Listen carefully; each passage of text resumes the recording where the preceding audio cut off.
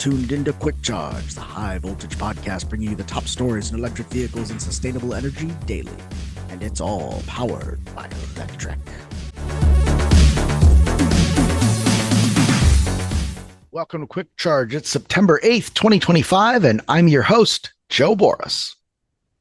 We're going to start today's episode talking a little bit about Retrospec. We've talked before about their e-bikes, their stand-up paddleboards, their regular acoustic bikes, but today I want to talk to you about the Siesta Dock XL inflatable platform currently on sale at retrospec.com for $649. That's $100 off its usual price. This is a really neat scenario here. If you've got a lakefront house, if you've got a big pool, these are so much fun. This one is 10 foot by 10 foot, has a 1,500 pound weight capacity. And by the way, it is my new favorite thing. We got one of these a few weeks ago, put it in the back of the Volvo, drove it out to some cabin land that we've got in Wisconsin, got it inflated here with everything you see here with the Weekender electric pump. That's the same one that you use for the stand-up paddle boards.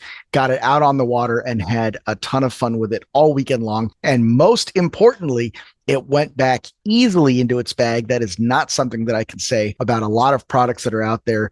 The hand pump fit in there. I wouldn't want to inflate this thing by hand, but hey, man, it is possible and it comes with that. So really neat stuff. If you're in the market for one of these, definitely check this out over at retrospec.com. And of course, they've sponsored us before and we love having their products here on the site. So check that out. Now, it's a pretty exciting Monday here. We've got a lot of new products coming out. So we're calling this New Car Day. Starting off with Mercedes-Benz, they've unveiled their new GLC electric SUV, a more refined all-electric platform with 440 miles of range. This is a pretty controversial new car because it's showing off the new face of Mercedes-Benz EVs with that illuminated grille that's supposed to look like the 80s and 90s Mercedes-Benzes back when they only had the S-Class, the SL, and the E, and the rest of the car kind of retains that EQ jelly bean styling. I don't know how successful it is, but it's a really interesting new car, and it's worth pointing out that it's going right into that upper end of the Model Y market with an all-wheel drive, 483 horsepower set of electric motors, 596 pound-feet of torque, and 0 to 60 in 4.4 seconds.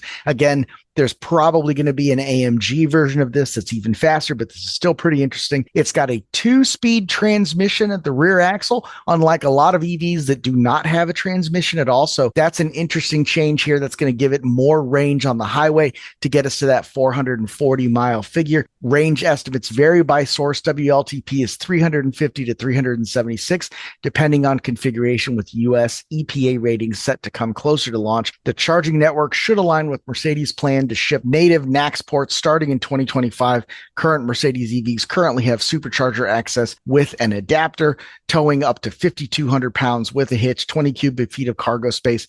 Really interesting stuff. But the most critical thing about this, the thing that is drawing the most attention, is the interior with a huge 39-inch screen that goes from behind the steering wheel all the way over to the passenger side. This is a very tech-forward design, minimalist use of buttons. Remains to be seen whether or not that's something the market is going to respond to positively. Now, we very rarely cover the Electrek's take in this, unless I'm the one who wrote the article, but in this case, it's our fearless leader, Fred Lambert.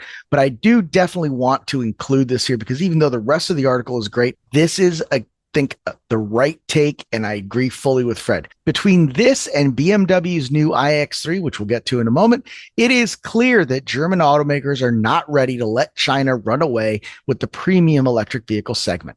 Tesla is leaving a gap for others to fill, especially in Europe, and legacy automakers need to up their EV game to gain market share, or Chinese automakers will be more than happy to take their place. The specs of the electric GLC appear to be on point. The price point has yet to be confirmed, but expect that it will compete with the new iX3. They didn't manage to achieve the same range as BMW, but as we often like to highlight, range is not everything, and it looks like the GLC will easily be able to travel more than 300 miles on a single charge. My main eyebrow raiser is the timeline. Late 26, early 27 is a long on-ramp for a quote-unquote now segment, and the competitors will not stand still. Almost as if to steal Mercedes' thunder, just before the official unveiling of the GLC, BMW rolled out the BMW iX3, calling it a 500-mile range EV with ultra-fast charging, and much, much more. Our own Peter Johnson writes about this, citing that the new iX3 is going to kick off a new era for the German luxury brand. The iX3 is the first of an entirely new generation of BMW vehicles created from the ground up. BMW skipped an entire generation when it comes to design, according to Zipsy, one of their lead stylists, adding that it's more BMW than ever. To maximize range, BMW gave it a clean, aerodynamic design with very few lines. One of the first things you'll notice is the reimagined front end. The new face is centered around an updated, vertically oriented double kidney grille, which is designed to match the more upright vehicle design language. The interior is just as impressive with an updated minimalist design, a massive 17-inch infotainment system that is about half the size, less than half the size of Mercedes-Benz's, powered by the new BMW operating system X. I wonder how Apple feels about OS X sitting at the center. It's also the first BMW model to debut with a new panoramic iDrive system. The new system offers a whole new driving experience and will be used in all new upcoming vehicles. The new infotainment system is powered by genuine superbrains, or 4 advanced computers that are about 20 times faster than the systems found in current BMW vehicles. In the US, the new iX3 will be available by summer of 26, starting at around $60,000 with an estimated range of 400 miles. In early 2027, BMW will launch the iX340 S-Drive and iX340 X-Drive. BMW said prices will start under $55,000 with slightly over 300 miles of range. Starting next year, BMW says every vehicle will be all new. The new iX3 will be the first of 40 or so new BMW vehicles to be rolled out by 2027. Finally, not to be outdone by Mercedes or BMW, Volkswagen has rolled out its ID Cross, calling it the secret sauce of an affordable, sleek electric SUV.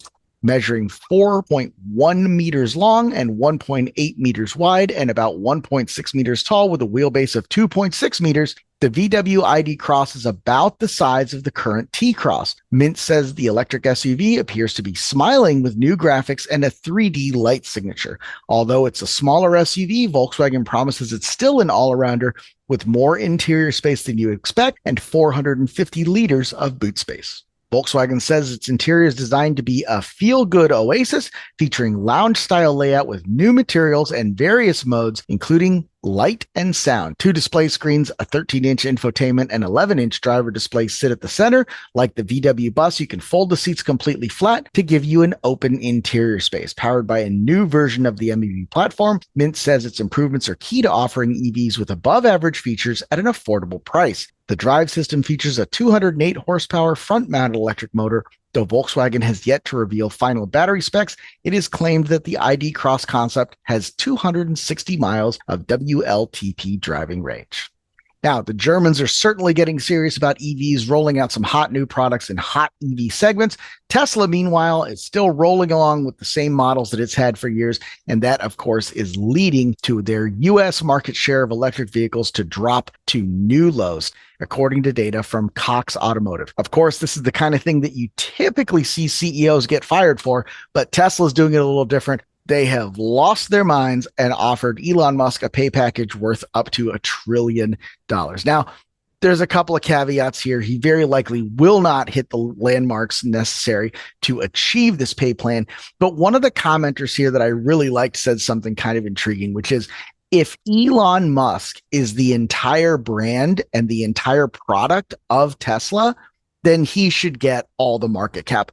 I kind of agree with that. Not a fan of Elon, not a fan of Tesla, frankly. But hey, when you've got a point, you've got a point, right? Be sure to check out that article. We've got it in the show notes over electrek.co and see what you think. Let us know. Go to the comments. Finally, we started off today's episode with my new toy. We're going to finish it with a different toy that I've had for a while, the John Deere TE 4x2 electric Gator UTV. For more than 30 years, John Deere's Go Anywhere Gator has been a trusted tool for ranchers, landscapers, and hobby farmers, but the electric version doesn't get enough love, and we're going to change that today. Unlike some of the other UTV brands that just recently entered the electric vehicle game, John Deere introduced its first all-electric Gator way back in 1998. That OGE Gator was designed from the ground up for quiet work in places like golf courses, university hospital campuses, luxury resorts, and corporate grounds where low noise levels were critical. But its go-anywhere design and quiet running have made it a favorite of hunters and ranchers too. Fitted with 8 heavy 12-volt lead-acid batteries, the 98 Gator could deliver about 6 hours of runtime between overnight charges. The way that John Deere has approached this is kind of an ain't broke, don't fix it attitude. That seems to be the mentality. The Gator TE 4x2 hasn't chased trends or tried to reinvent itself with flashy autonomous technology. Instead, the UTV has leaned on the formula that's made it a winner for more than 25 years: bulletproof reliability, low maintenance, and a design that just works. Even the added weight of the low-tech batteries compared to more energy-dense lithium-ion deals makes sense in this application, putting weight over the drive wheels and delivering sure-footed traction on slippery grass or muddy trails. That's not to say the Gator hasn't changed at all over the last 3 decades. The electrical system has been updated to 48 volts, and its high-capacity deep cycle batteries, 12 kilowatt hours in total, give the TE 4x2 all-day running of up to 8 continuous hours with the benefit of modern chargers, regenerative braking, and updated safety features. The TE 4x2 electric Gator is available from your local Deere dealer with prices starting at $15,699. And if you're looking for an endorsement, my personal Gator is easily my favorite vehicle. And, I threw out the question here. Maybe I should change my X handle to Gator Joe from Volvo Joe, since I don't think I'd trade my Gator in on a Volvo, but I might trade the Volvo in for a Gator if these things were ever street legal. That's all I've got for today, September 8th. Be sure to check out the show notes over at electrek.co. Check out the links down here in the YouTube show notes if you want to check out that retrospect doc. And as always, thanks for listening.